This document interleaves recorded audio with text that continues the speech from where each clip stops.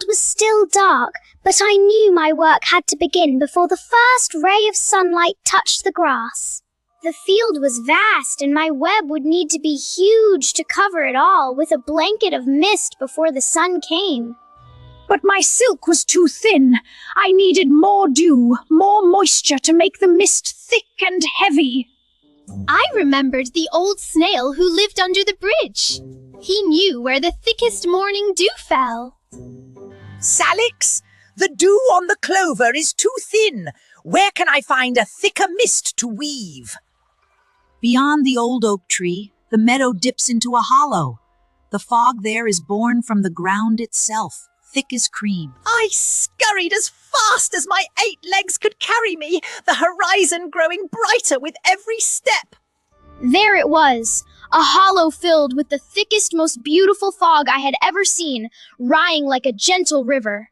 I spun a single thread, and the mist clung to it like a sleepy cloud, ready to be woven. Thread by thread, I built a net, and the fog flowed into it, growing heavy and thick beneath my feet.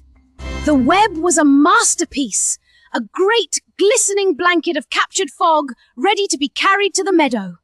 With a final snip, the web was free. It rose into the air, and I held on tight, riding my own creation skyward. I floated above my field, the meadow still and dark below, waiting for my blanket of mist. I spun and danced, and the mist fell like a soft, gentle rain, covering every blade of grass and every flower. I landed softly on my blanket of mist, the world hushed and cool, wrapped in my own creation. But the sun was rising, its golden fingers reached down, and my beautiful mist began to fade. I couldn't hold it forever. The mist was meant to be a morning gift, not a permanent veil.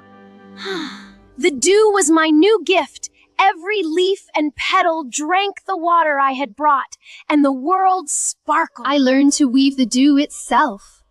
Each morning, I would string a web of pearls across the meadow.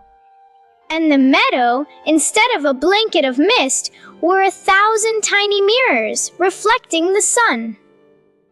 This was my meadow, and every morning I would be there to greet it, a weaver of light and water.